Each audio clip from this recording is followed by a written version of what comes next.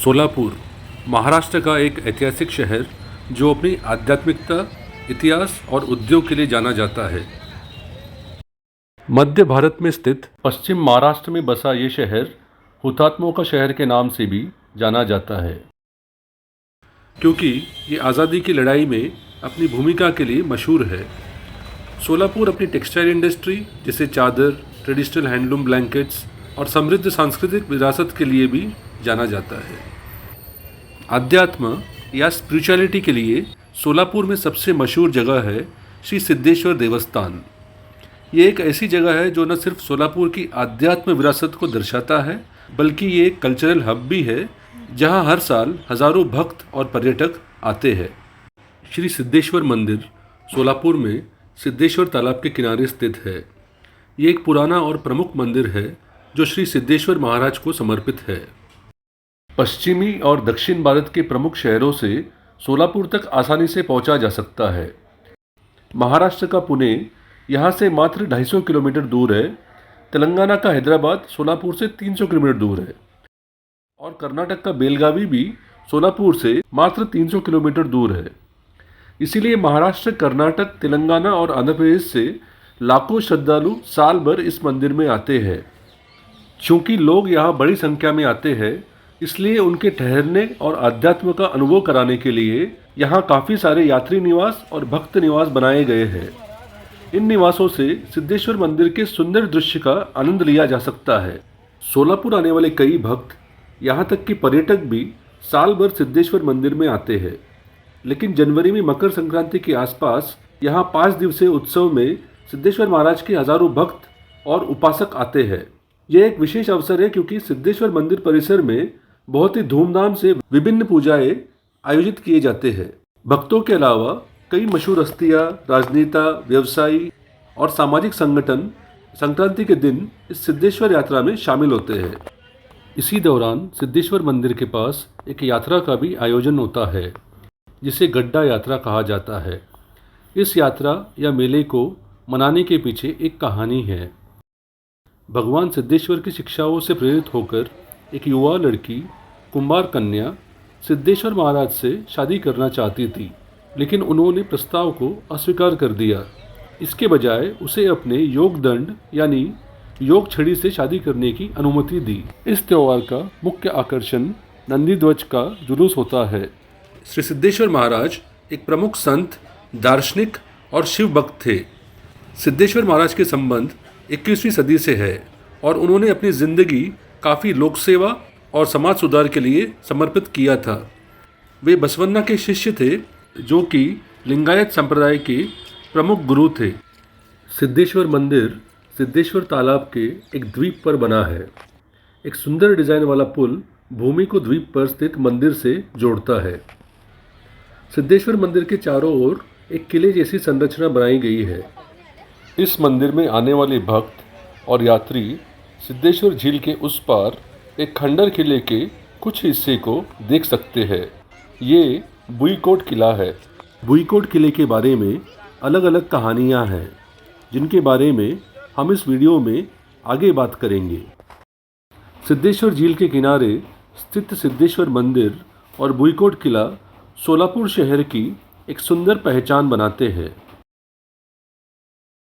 अभिलेखों के अनुसार सिद्धेश्वर मंदिर का निर्माण श्री सिद्धिरामेश्वर ने करवाया था, जो श्रीशैलम के श्री मल्लिकार्जुन के एक योगी और भक्त थे। श्री सिद्धिरामेश्वर ने इस मंदिर का निर्माण करवाया और अपने गुरु के निर्देश अनुसार मंदिर में 68 शिवलिंग स्थापित भी किए। ऐसा कहा जाता है कि श्री सिद्धेश्वर के जन्म के बाद सोलापुर शहर में समृद्धि आने लगी। श्री सिद्धेश्वर महाराज को लिंगायत धर्म का छठा देवता भी माना जाता है और भक्त इस देवता का आशीर्वाद लेते हैं। लिंगायत संप्रदाय, जो शिव भक्ति और एकता पर विश्वास करता है, सिद्धेश्वर मंदिर का प्रमुख भक्त समुदाय है। इस संप्रदाय का विचार ये है कि शिव एक अकेला और अनंत ईश्वर है और सभी जातियों और वर्ण के लोग उन्हें पूजते हैं। मंदिर में प्रार्थना और पूजा के अलावा ये संप्रदाय सामाजिक और धार्मिक कार्यों में भी योगदान देता है। इष्टलिंगों के अलावा मंदिर के किले के बाहरी हिस्से में अमृतलिंगम और भगवान गणपति के 2 छोटे लेकिन प्रमुख मंदिर है। जब आप किले जैसी संरचना के अंदर जाते हैं तो आप द्वीप के दूसरे छोर स्थित सुंदर सिद्धेश्वर मंदिर देख सकते हैं। श्री सिद्धेश्वर मंदिर अपनी अद्भुत वास्तुकला के लिए जाना जाता है। ये मंदिर चालुक्य और हेमाडपंथी वास्तुकला के प्रमुख उदाहरण है। मंदिर के अंदर जहाँ शिवलिंग स्थापित है, भक्त यहाँ पूजा करते हैं। सिद्धेश्वर महाराज का जन्म सोनालगी के मुद्दगौड़ा पाटिल और सुगला देवी नामक जोड़े से हुआ था। सिद्धेश्वर को सिद्धराम के नाम से भी जाना जाता है।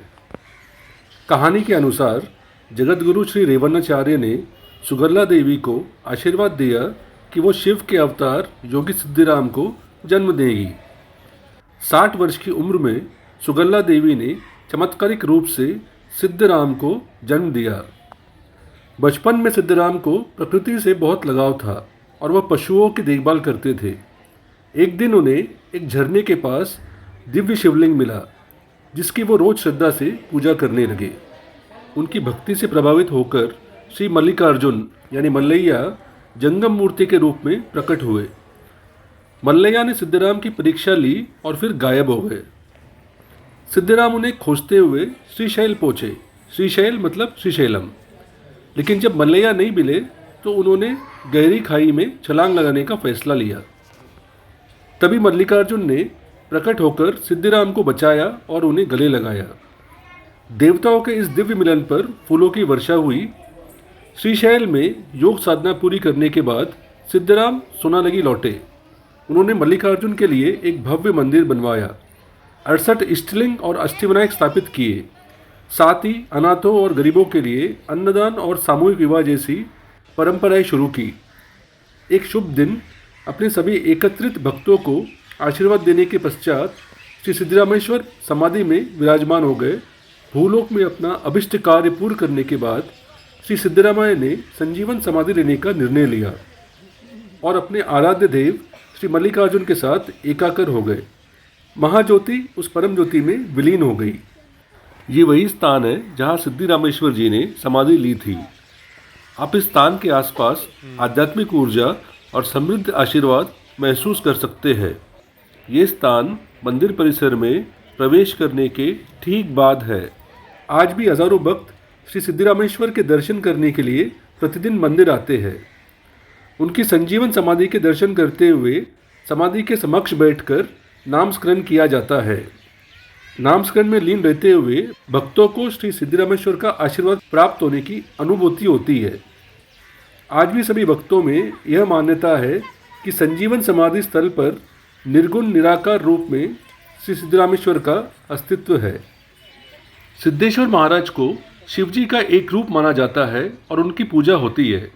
ये मंदिर अपनी ऐतिहासिक महत्व, आकर्षण और गहरी आस्था का प्रतीक है। मुख्य मंदिर के ठीक पीछे एक और मंदिर है जिसे वीरेश्वर शिवशरण मंदिर कहा जाता है। इस मंदिर के अंदर भगवान वीरेश्वर शिवशरण की एक सुंदर नक्काशीदार मूर्ति है। सोलापुर का महत्व भारत के इतिहास में इस मायने में अद्वितीय है कि इस जिले ने आज़ादी से पहले ही स्वतंत्रता हासिल कर ली थी।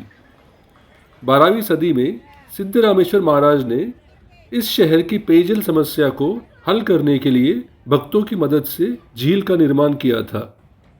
ये झील अंततः इस शहर और इसके आसपास के इलाकों के लिए वरदान साबित हुई। इसी तरह सिद्धिरामेश्वर महाराज ने हमेशा समाज के उत्थान के लिए कड़ी मेहनत की। उन्होंने एक जीवंत, जाति विहीन, पंथ विहीन समाज का निर्माण किया जो मानवीय मूल्यों से भरा हुआ है और आध्यात्मिकता से समृद्ध है। सिद्धिरामेश्वर महाराज एक महान मानवतावादी और कन्नड़ कवि भी थे, जहां उन्होंने 68,000 वचन भी लिखे हैं। भगवान सिद्धिरामेश्वर के पवित्र आशीर्वाद से अब वर्तमान समय में सोलापुर को अभिनव श्रीशैल कहा जाता है, जो महाराष्ट्र के पवित्र स्थानों में से एक है। सिद्धेश्वर मंदिर के प्रथम संस्थापक माननीय स्वर्गीय बंडप्पा कडाडी ने स्वतंत्रता से पहले इस सिद्धेश्वर मंदिर की देखभाल के लिए धर्मार्थ ट्रस्ट का गठन किया था। इस ट्रस्ट को श्री सिद्धेश्वर देवस्थान पंच कमेटी सोलापुर के नाम से जाना जाता है। ये ट्रस्ट समाज के कल्याण के लिए सामाजिक, शैक्षणिक, धार्मिक कार्यों में अपना योगदान देता रहा है। बाद में 1958 में कर्मयोगी श्री अप्पा साहेब कडाडी, जो स्वर्गीय बंडप्पा कडाडी के पुत्र थे, ट्रस्ट के अध्यक्ष बने। वे महान स्वतंत्रता सेनानी, सच्चे देशभक्त और दूरदर्शी नेता थे। वे कई धार्मिक, सामाजिक, शैक्षणिक, सहकारी और चिकित्सा संस्थानों के पीछे प्रेरक शक्ति थे। सिद्धेश्वर मंदिर परिसर के चारों ओर नज़र दौड़ाए तो झील के एक तरफ एक किले का खंडहर दिखाई देता है। ये बुईकोट किला है जो सिद्धेश्वर झील के किनारे है और जिसका निर्माण 12वीं शताब्दी के आसपास हुआ था। इतिहास के अनुसार सातारा के बाजीराव पेशवा छत्रपति प्रताप सिंह भोसले 1818 में 1 महीने के लिए यहाँ रुके थे। कुछ अन्य ग्रंथों के अनुसार श्रीकांत ने अपनी बुद्धि के लिए 1719 में सोलापुर का किला बनवाया था। किला ज़मीन पर बना है, इसलिए इसे बुईकोट किला कहा जाता है। खंडर हो चुके किले के अंदर एक कुआं भी है जो अष्टकोणीय आकार का है और उसके अंदर एक छोटा तालाब भी है। बुईकोट किला अब खंडर हो चुका है और इसका रखरखाव भारतीय पुरातत्व सर्वेक्षण यानी ASI द्वारा किया जाता है। जब भी आप सोलापुर जाए तो इन ऐतिहासिक स्थलों और आध्यात्मिक स्थानों पर जाना न भूलें, जहां भारतीय संस्कृति की आत्मा बसी हुई है। इसलिए कहा जाता है कि सोलापुर में भारतीय इतिहास का एक गौरवशाली अध्याय दर्ज है। जय हिंद, जय महाराष्ट्र।